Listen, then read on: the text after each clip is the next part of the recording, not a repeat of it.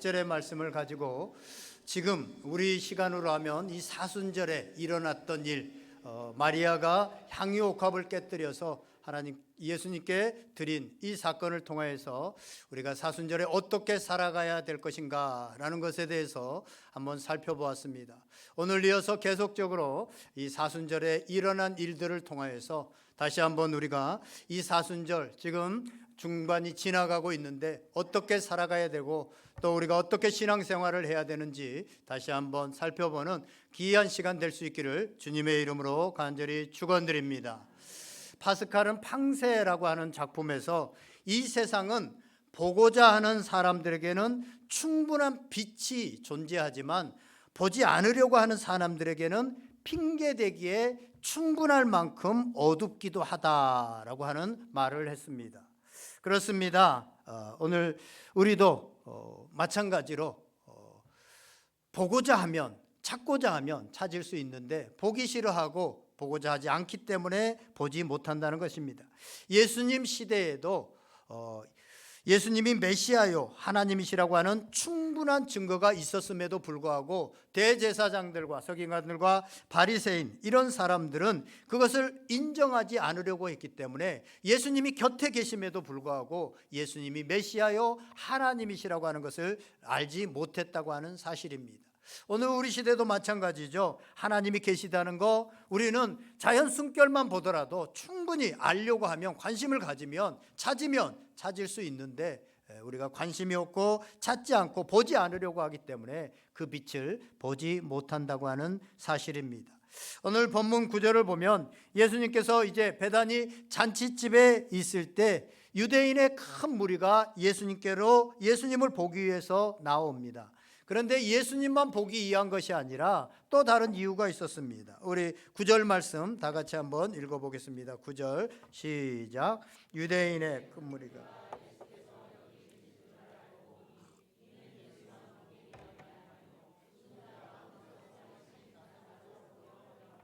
아멘. 유대인들이 예수님이 계신 곳으로 왔는데 그 이유는 예수님만 보기 위한 것이 아니라 누구를 보기 위해서요? 죽은 자 가운데서 살리신 나사로를 보기 위해서 왔다는 것입니다. 사실 예수님보다 나사로에게 더 큰 관심이 있었습니다. 왜냐하면 죽은 지 나흘 만에, 하루도 아니고 잠깐 기절한 것도 아니고 그 열대 지방에서 금방 시체가 부패해 버릴 텐데 그 나흘 만에 살아났다는데 과연 살아났는데 얼굴의 모습이 그 모습이 죽기 전과 죽은 다시 살아난 후는 어떻게 다른지, 아니면 죽었던 그 나흘 동안 어떻게 그 안에서 있었는지, 또 혹시나 의식은 있었는지, 뭐 여러 가지 묻고 싶은 것도 많고 호기심이 많은 유대인들이 예수님이 계신 곳에 찾아왔습니다. 그런데 이렇게 죽었다가 다시 살아난 나사로를 본 대제사장들의 반응은 어땠는가? 우리 10절 말씀 한번 읽어보겠습니다. 시작. 대제사장들이 나사로까지 죽이려고 모의하니. 대제사장들은 예수님을 죽이려고 했던 것뿐만 아니라 이제 나사로까지 죽이려고 합니다. 그 이유가 11절에 나오는데요. 11절 다 같이 읽습니다. 나사로 때문에 많은 아멘. 나사렛 때문에 많은 유대인들이 예수님을 믿게 되었기 때문에 그렇습니다. 이것은 그들에게 있어서 보통 사건이 아닙니다. 지금 민심이 움직이고 있습니다. 민심이 자꾸 예수님께로 돌아가게 만들고 있습니다. 기득권을 가졌던 그들은 자신들의 가졌던 기득권의 위기의식을 느끼게 되어집니다. 그래서 예수님을 죽일 뿐만 아니라 나사로까지 죽여야 되겠다라고 생각한 것입니다. 우리는 여기서 세 가지 사실을 알게 되어집니다. 첫 번째로는요, 진실은 숨길 수 없다는 것입니다. 나사로가 죽었다가 살아난 이 진실은 숨길 수 없다는 것입니다. 진실은 절대로 은폐될 수 없습니다. 언젠가는 다 드러나게 되어지고 진실은 숨길 수가 없습니다. 두 번째로는요, 진실을 가지고 있는 사람은 적당히 살 수 없다는 것입니다. 오늘 예수님을 죽이려고 했을 뿐만 아니라 나사로까지 죽이려고 했던 것을 보면 정말로 진실을 가진, 나사로는 그냥 살고 싶었지만 진실을 가졌기 때문에, 예수님은 진리를 가졌기 때문에 그냥 적당히 살 수가 없었다고 하는 사실입니다. 오늘 우리의 문제가 뭐냐 하면 우리는 진리를 가지고 있음에도 불구하고 세상 사람들처럼 그냥 적당히 좋은 게 좋다라고 그렇게 살아가려고 하는 것, 그것이 바로 문제라고 하는 사실입니다. 마지막 세 번째로는요, 진실은 영향력을 가진다는 것입니다. 나사로는 굳이 전도하지 않아도 죽었다가 살아난 그 자체로 전도가 되었습니다. 우리 앞에서 나사로의 이야기 11장부터 쭉 이렇게 보면 나사로가 살아나는 이런 모든 과정 가운데 나사로가 무슨 말을 했다, 나사로가 오늘도 무슨 말을 했다라는 그 대사가 하나도 나오지 않습니다. 그럼에도 불구하고 사람들은 나사로를 보면서 나사로만 생각하는 것이 아니라 나사로를 살린 예수님을 보게 되어지고 예수님을 생각하게 되어졌다고 하는 사실입니다. 나사로는 살아있는 증거물입니다. 나사로는 말이 없어도 나사로를 보는 사람들은 예수님을 생각하게 되어지고 나아가 예수님을 믿게 되어진다고 하는 사실입니다. 사도행전 2장에 보면 성령이 충만해서 이제 많은 사람들이 예수님을 믿게 되어지는 첫 교회, 예루살렘 교회, 예수 공동체가 생기게 되어집니다. 그 공동체는 사도의 가르침을 받아서 많은 사람들이 이제 서로 떡을 주고받고 나눠주고 물건을 통용하고 또 성령이 충만하여서 기쁨과 순전하게 예수님을 믿고 달라졌더니 그들이 새술에 취한 것처럼 완전히 다른 그런 사람들이 되었더니 많은 사람들이 그들에게 호감을 갖고 예수님을 믿게 되어졌더라. 많은 사람들이 이 무리에 함께했더라 라고 성경은 말하고 있습니다. 그리스도인이 그리스도로 변화되어서 살아가는 것 그 자체만으로도 증거가 되어진다고 하는 사실입니다. 여러분, 이 우리 11절 말씀이요, 제가 학교 다닐 때는 나사로 때문에 나사로 까닭에 그렇게 됐던 것 같아요. 그 옛날 성경은. 그런데 많은 유대인들이 가서 예수를 믿음이라 거기에 우리 자기의 이름을 넣어가지고 이렇게 훈련받고 그렇긴 그때 묵상하고 그랬는데 나사로 때문에, 나 때문에, 박재남 때문에 많은 유대인이 가서 예수를 믿음이러라.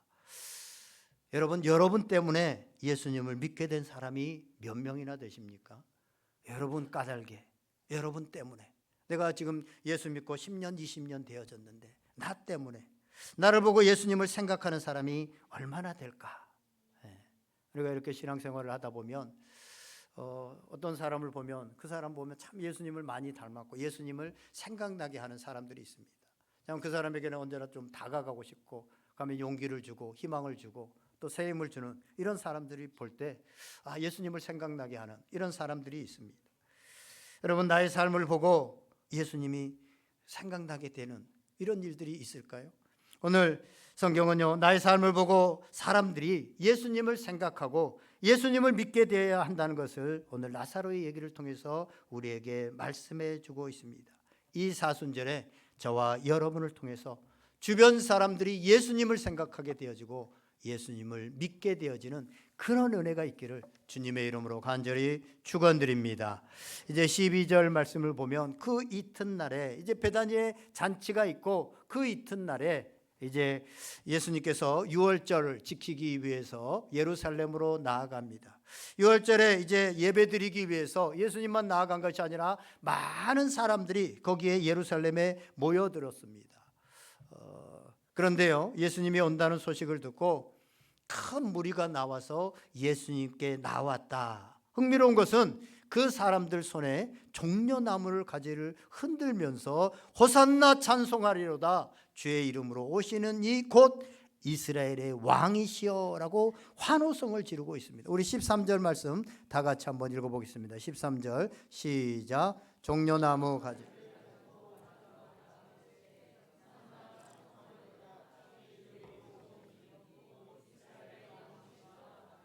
아멘. 예수님을 맞이하는데, 예수님이 지금 예루살렘 성으로 오는데 예수님을 맞이하는데 이들은 어떻게 맞이합니까? 종려나무를 가지고 흔들면서, 다른 병행 구절을 보면 자기 옷가지를 펴가지고 그 오는 길에 자리에다가 펴면서 예수님이 올 수 있도록 그 자리를 펴면서 호산나 찬송하리로다, 주의 이름으로 오시는 이 곧 이스라엘의 왕이시여 라고 하면서 이스라엘의 왕이시여 하면서 환호성을 지르면서 예수님의 입성을 맞이합니다. 예수님을 왕이라고 부르고 있습니다. 종려나무 가지를 흔든다는 것은 우리 작년인가 재작년에 우리 종려나무 가지를 여러분들에게 쭉 종려주일에 나눠드렸잖아요. 예. 야자수잎 같은 그런 겁니다. 이것을 가지고 막 흔든다는 것은 사랑과 존경과 환영한다 하는 이런 표시입니다. 저는 이 말씀을 묵상하면서 우리가 예수님을 맞이할 때 우리도 영적으로 예수님을 맞이하는 것이 이 예배인데 우리가 어떻게 예수님을 맞이하고 있고 어떻게 예수님을 예배하고 있나 우리의 모습들을 돌아보게 되어졌습니다. 예수님께 예배하는 우리의 태도가 어떤가 하는 것입니다. 아까 우리가 왕이신 나의 하나님 찬양할 때 정말로 왕이신 그 하나님이 절절하게 느껴져서 손을 들고 정말 간절함으로 그렇게 하시는 분들도 있지만 개인의 성향에 따라서 그냥 조용히 하시는 분들도 있고 심지어 찬양을 하지 않는 입도 열지 않는 분들도 아마 있었을 겁니다. 예배드리는 태도가 다 다릅니다.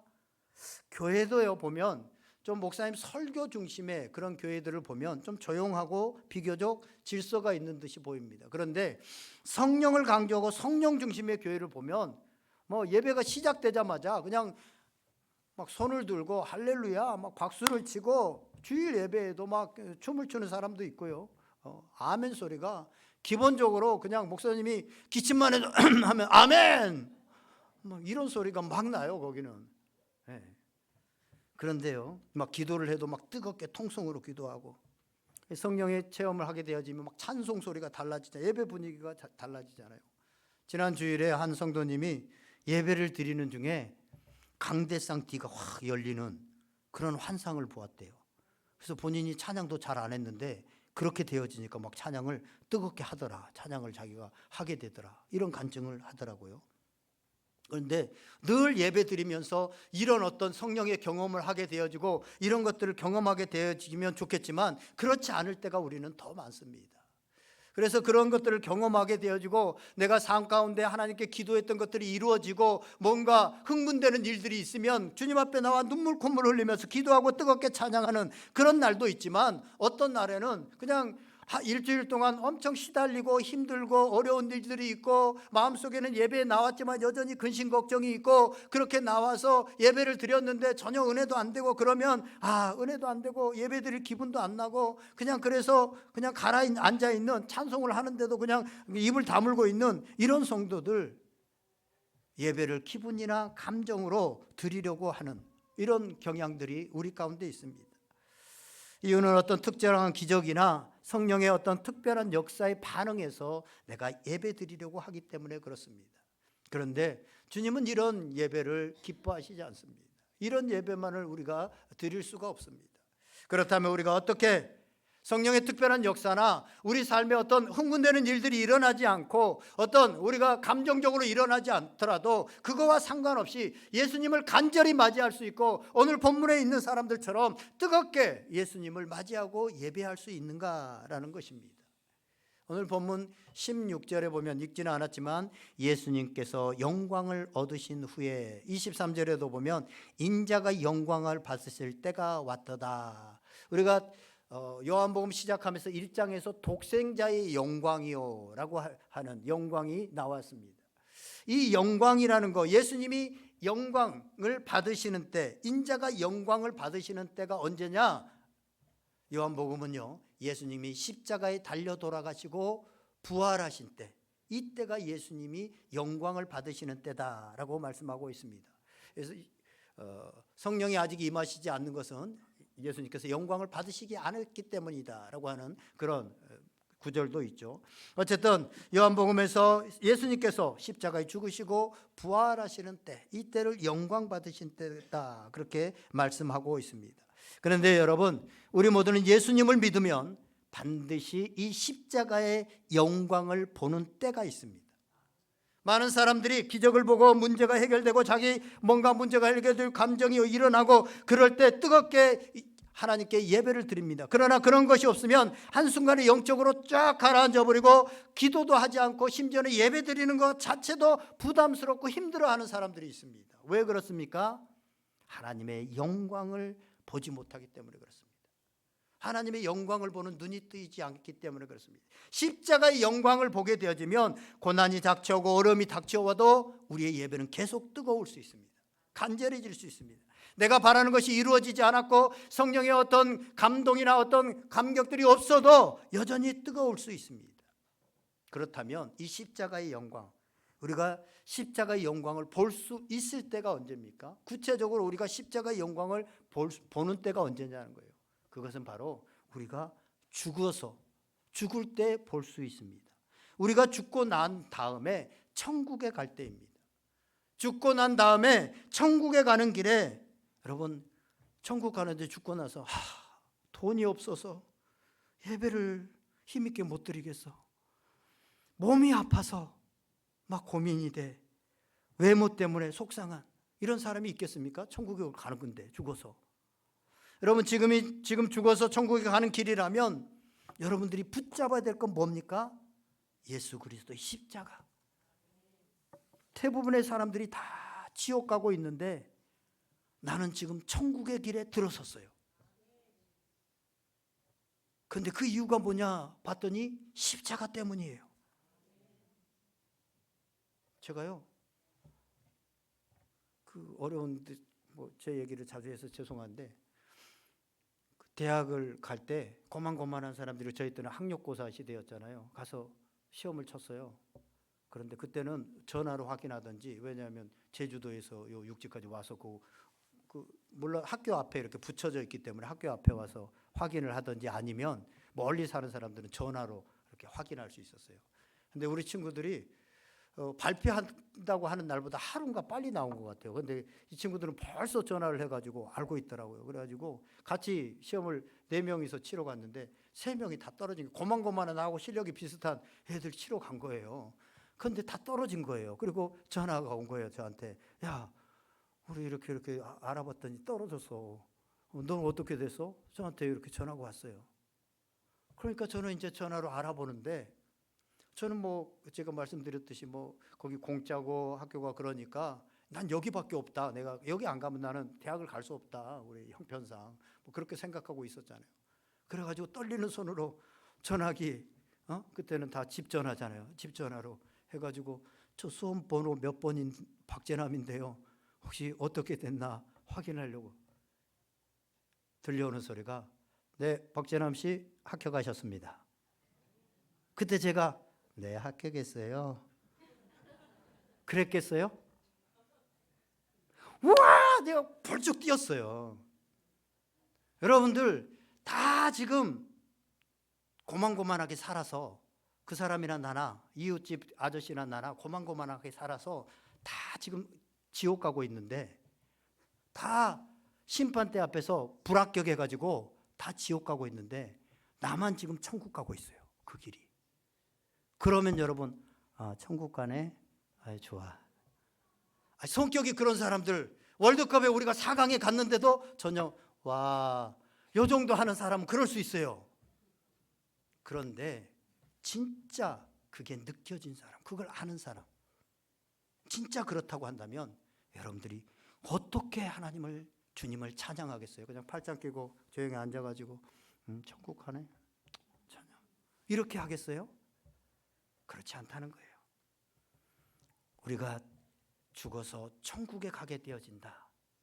그 영적인 눈들이 열려지고 그것이 우리에게 보여지면, 내가 지금 천국 가는 길에 들어선 것은 오직 예수 그리스도의 십자가의 은혜구나 라고 한다면, 우리가 찬양할 때도 견딜 수 없다는 거예요.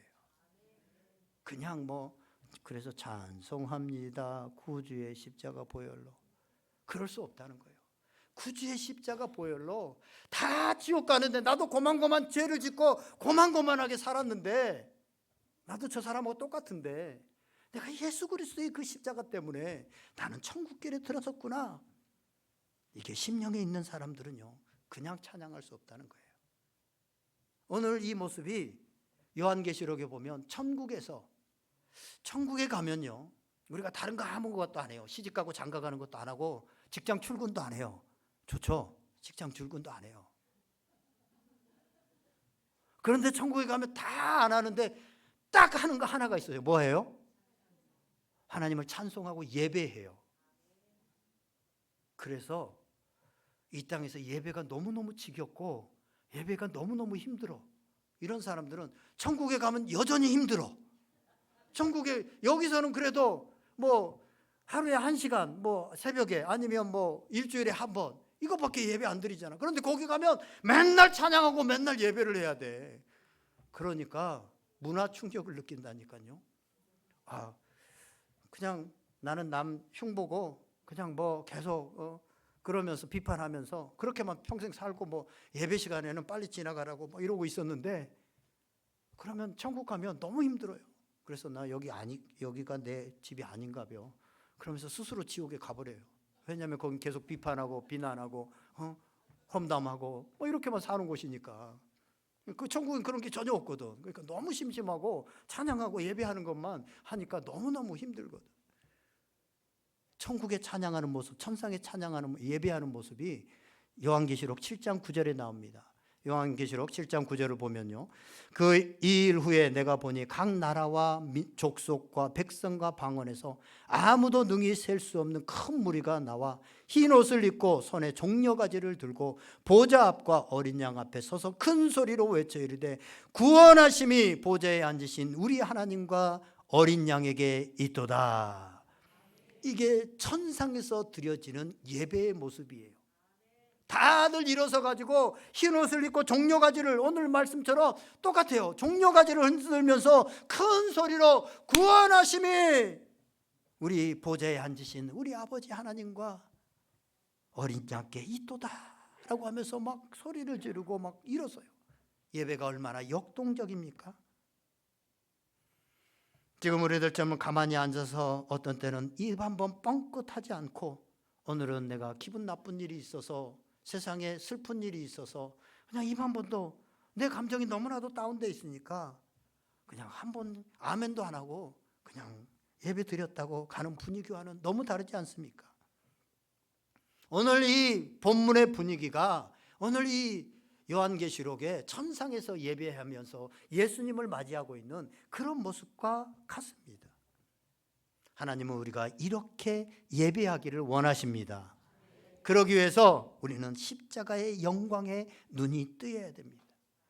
여러분, 아까도 말씀드린 우리가 죽고 나서 가는 그 천국길에 서 있다면, 세상에서 우리가 예배를 그렇게 못 드리는 이유는 뭔가 슬픈 일이 있고 잘 안 되고 뭐 힘들고 그렇기 때문에 예배가 그렇게 거잖아요. 그런데 만약에 우리가 천국길에 가는 길에 서 있다면, 어떤 사람은요, 사업에 실패했기 때문에 그것 때문에 감사하게 될 거예요. 왜냐하면 그것 때문에 예수님을 믿게 됐거든요.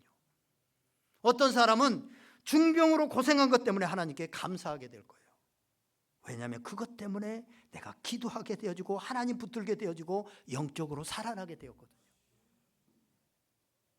어떤 사람은 내가 사랑하는 사람이나 사랑했던 것들, 내가 이것만은 안 돼 라고 했던 것들이 떠나간 것 때문에 하나님께 감사할 거예요.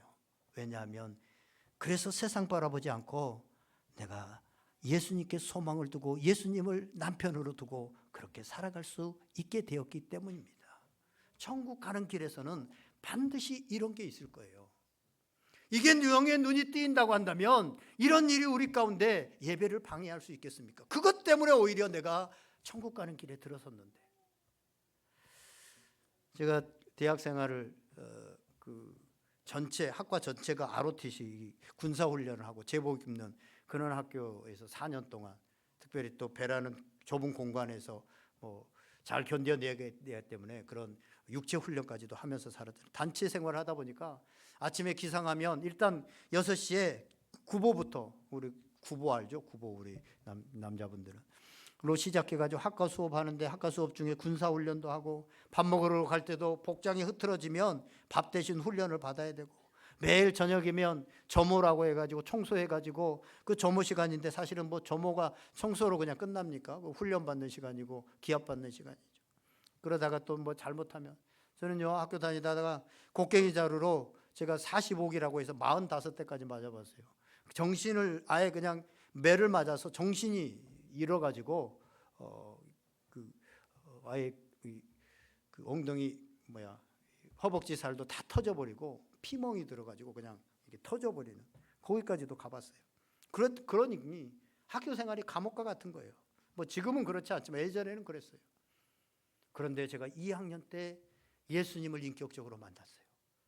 예수님을 인격적으로 만나고 나니까 내가 지금 이 환경에 있는 게 너무너무 좋고 너무너무 아름다운 거예요. 아침에 구보를 하고 그 기독학생의 룸에 들려가지고 동아리방에 들려서 큐티를 하고 이제 예수님을 만났으니까 큐티 말씀을 묵상하고 기도하고 쫙 올라오는데 거기가 섬이거든요. 아치섬이라고 해서 이 부산항 들어가고 있는 섬에 이게 좀 길이 이어져서 있는 학교인데 한 번도 그런 생각을 해본 적이 없는데 동쪽에서 그 떠오르고 있는 태양이 바다에서 이렇게 떠오르고 있는데 아침에 말씀으로 충만해서 그걸 바라보니까 너무너무 황홀스러운 거예요. 내가 이런 곳에 있었단 말이야. 이 아름다운 곳에.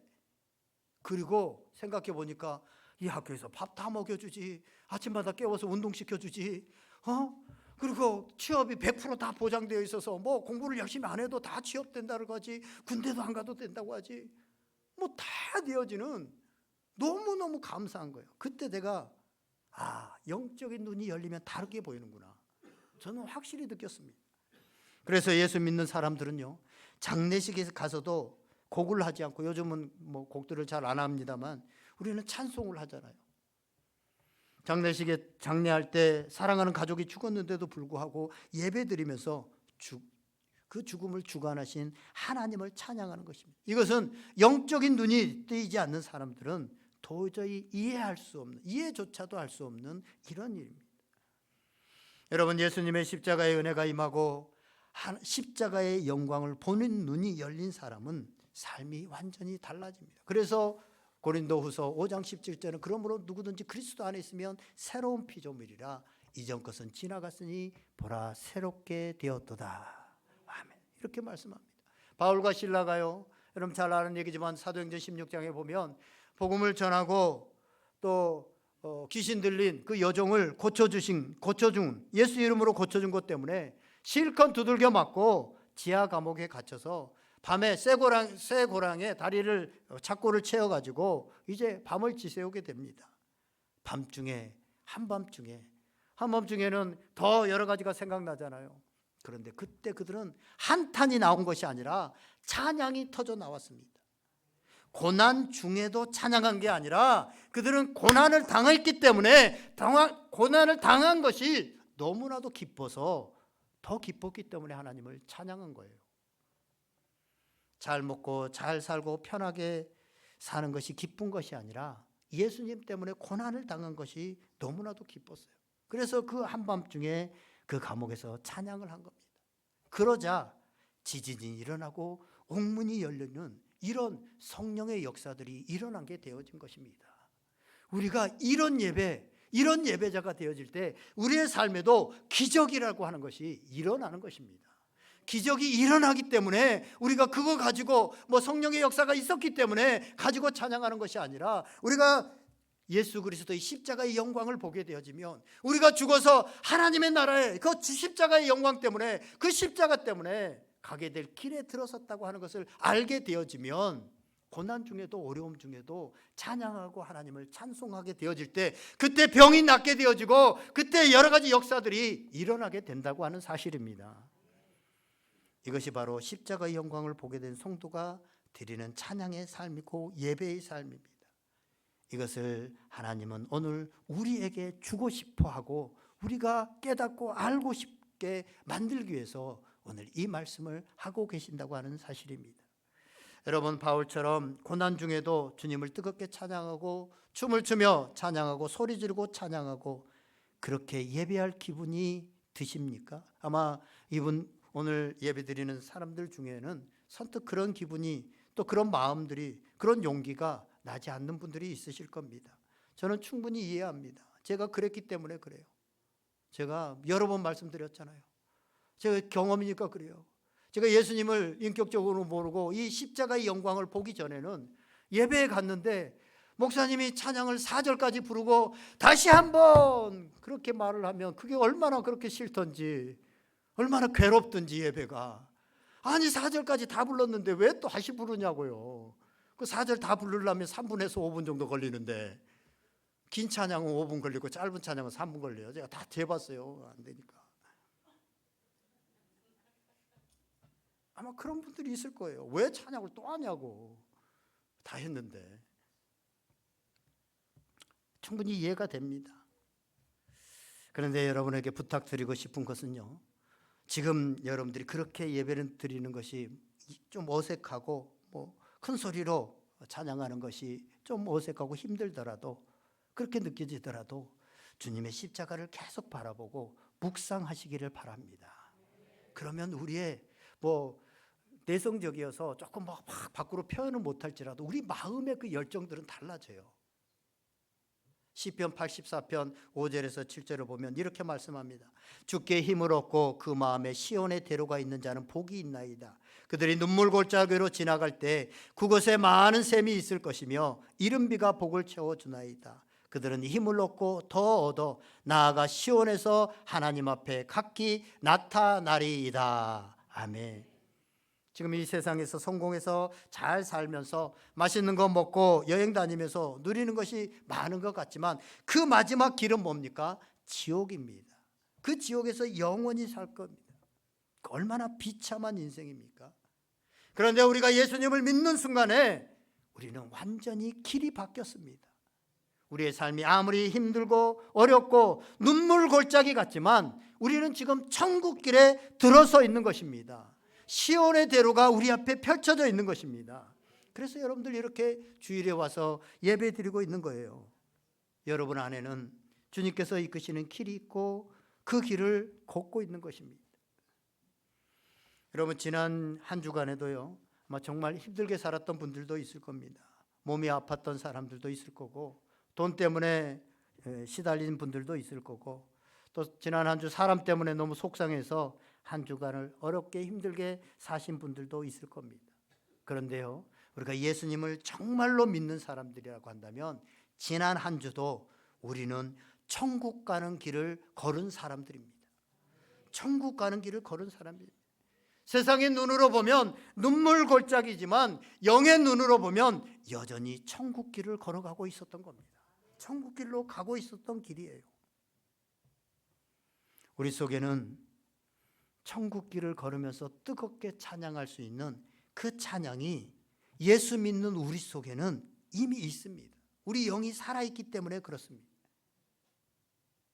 그러한 영적인 눈이 뜨이게 되어지면 세상은 완전히 달라지게 됩니다. 우리가 천국 가게 되어질, 죽어서 천국 가게 되어질 때 그 순간을 우리가 영적으로 바라보게 되어지고 그 영광이 오늘 우리가 깨닫게 되어지면 오늘 이 현실에서도 그런 예배를 드릴 수 있다는 거예요. 다른 사람들은 다 불합격해서 지옥으로 가고 있는데 내가 뭘 하고, 나도 그 사람들하고 고만고만하게 똑같이 미워하고 그렇게 살았는데 내가 천국 가는 길에 들어섰다, 나만 합격했다, 얼마나 기쁜 겁니까? 마리아는 그것을 알았습니다. 그래서 마리아가 처녀의 몸으로 수태됐을 때 도저히 이해할 수가 없고, 잘못했다가는 인생이 끝나버릴 것 같은, 처녀로 임신을 했다는 건 이건 인생이 끝나는 얘기예요. 그런데 누가복음 1장 46절에 보면 이것을 깨닫게 되어지니까 내 영혼이 주를 찬양합니다. 내 영혼이 주를 찬양합니다. 주의 말씀대로 이루시옵소서라고 고백할 수 있는 겁니다. 하나님께서 다윗의 장막의 예배를 기뻐하신다. 다윗을 예배자로 참 하나님은 기뻐하셨어요. 다윗이 흠이 있지만 다윗의 장막의 예배, 그 초라한 솔로몬의 그 아름다운 성전의 예배보다 다윗의 그 장막의 예배를 내가 기쁘게 받는다라고 그렇게 말씀하시는데요. 다윗은 그가 광야로, 시편에 보면 그 광야에 여호와는 나의 목자신, 이것도, 이런 고백도 그가 너무나도 편안하고 왕이 되어져서 고백한 것이 아니라 환난 가운데, 어려운 가운데 쫓기고 애매하게 고난을 받고 그런 상황이 있었지만 이 여호와의 영광, 하나님의 영광을 보는 눈이 뜨여졌기 때문에 거기에서도 하나님을 찬양하고 하나님의 영광 돌리고, 하나님의 임재가 있는 이 법궤가 들어올 때 하나님의 임재 앞에서 그는 자신의 채통이나 자기가 왕이라고 하는 사실들, 이런 것들 아무 상관없이 그는 바지가 벗겨지는지도 모르고 하나님을 찬양하고 하나님께 영광 돌리고 하나님을 예배했습니다. 하나님은 그렇기 때문에 다윗의 예배를 기뻐하고, 다윗 너 내 마음에 합한 자다, 도덕적으로 윤리적으로 완벽하게 살았기 때문이 아니라 정말 하나님의 임재를 알고 그 하나님을 찬양하고 하나님께 영광을 돌렸기 때문에 하나님께서 기쁘게 그 예배를 받으셨다고 하는 사실입니다. 이제 말씀을 정리하려고 합니다. 오늘 지금 우리는 사순절의 중반을 지나고 있습니다. 이 사순절에 어떻게 살아가야 될까? 오늘 말씀을 통해서 두 가지를 말씀하고 있습니다. 첫 번째로는 나사로 때문에 많은 사람들이 예수님을 생각하고 예수님을 믿은 것처럼 오늘 나 때문에 예수님을 사람들이 나를 통해서 보게 되어지고 예수님을 믿게 되어지기를 소망하며 기도하기를 주님께서는 바라셔서 오늘 우리에게 이 말씀을 주고 있다고 하는 사실입니다. 또 하나는 이 사순절의 십자가의 영광, 이 사순절에는 무엇보다도 십자가의 영광을 보기가 너무너무 묵상하기가 좋은 시기입니다.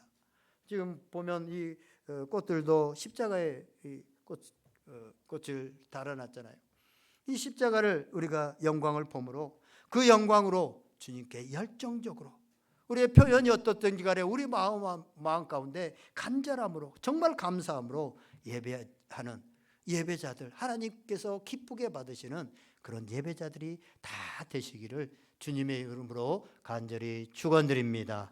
우리 다 같이 한번 기도하겠습니다. 오늘 말씀을 생각하면서 우리 이 두 가지를 말씀하시는데 정말 나 때문에 하나님 예수님이 생각되어지고 예수님을 믿게 되어지는 그런 일들이 있기를 원합니다. 갈망합니다. 하나님, 나도 나사로처럼 있는 것 존재로 살아가는 것 존재만으로도 아버지 안에 증인이 되게 하여 주시옵소서. 우리 다 같이 기도하시고, 또 하나는 우리가 정말로 하나님을 열정적으로 예배하는, 우리 환경과 상황과 상관없이 하나님을 예배하는, 하나님을 기쁘게 예배하는 예배자들이 되기를 원합니다. 우리 다 같이 한번 말씀 생각하면서 다 같이 기도하겠습니다. 다 같이